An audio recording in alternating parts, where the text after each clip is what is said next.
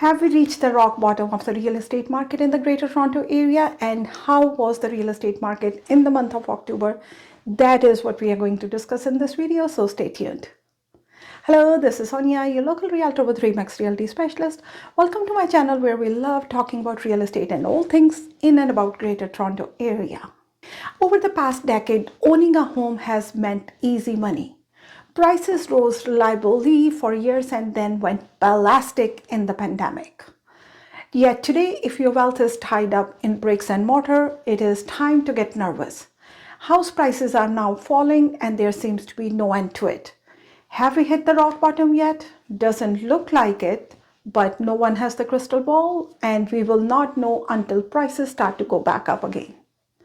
The Bank of Canada is going to increase the interest rates once or twice in the near future, most likely by 50 basis points in the month of December, but there has been no decision or announcement made yet. Like the yellowing leaves, Greater Toronto Area home sales fell steadily throughout October, with the latest data revealing an almost 50% drop in the transactions from last year. According to the Toronto Regional Real Estate Board, a total of 4,961 homes traded hands last month, relatively flat, a drop of minus 1.5 from the 5,038 that sold in September, but down 49.1% year over year. That effectively lowered the average sales price by 5.7% annually to $1,089,428, making the second annual drop in a row. However, a tight shortage of homes for sale helped price over the short term, with the average ticking up by $2,666, up by 0.2% from the previous month. From a big picture perspective, though, there is no doubt that prices have lost steam.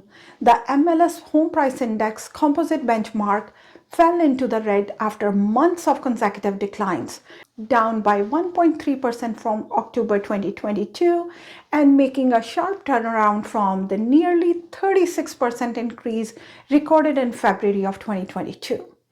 That's the lowest level since the year flattened in April 2020 at the onset of the pandemic.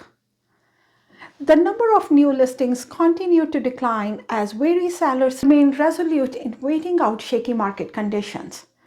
Just 10,390 homes were brought to market, an 11.6% drop and the lowest October levels seen since 2010.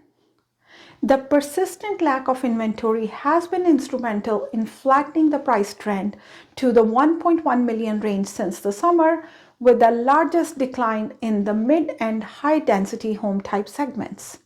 Home prices in the Greater Toronto Area have found support in recent months because prices declined in the spring and summer mitigated the impact of higher borrowing cost on average monthly mortgage payments.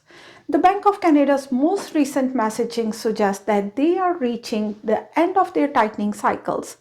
Bond yields dipped as a result, suggesting that fixed rate mortgages may trend lower moving forward, which would help affordability. However, that supply remains so scarce will help the market regain its footing in the months to come, once interest rates stabilize and buyers' budgets recover, as per TREB's president. With new listings at or near historic lows, a moderate uptick in demand for current levels would result in a noticeable tightening in the resale housing market in short order. Obviously, there is still a lot of short-term economic uncertainty in the middle to long term. However, the demand for housing will rebound. Public policy initiatives like the recently introduced provincial More Homes Built Faster Act and strong mayor provisions will help ensure we see more homes being built to affordably meet the needs of new households. Sales softened to similar degrees both in and outside of the city of Toronto, with a total of 1,894 transactions within the city limits, which is down by 49%, while 5,961 homes sold in the burbs, which is down by 48.5%. However, prices declines were considerably steeper in the 905 markets, with an average price of $1,087,162, a drop of 7.6% from last year, representing a dollar amount of $89,581. In comparison, the prices within the 416 dipped by 2.4% to $1,093,097, a difference of $29,339 from last year. New listings fell more sharply within the city, though, with 4,101 brought to market, which is a decline of -20% compared to 6,289 listed in the 905 area, which is a decline of 4.7%. The sustained market slowdown will be felt in other areas of the economy beyond just real estate. The housing sector has certainly been impacted by rising borrowing costs, and so too have other sectors of the economy with linkage back to the housing. Housing related spin-off benefits to the GTA economy, which average 70,000 per transaction, will be down by $3 billion this year.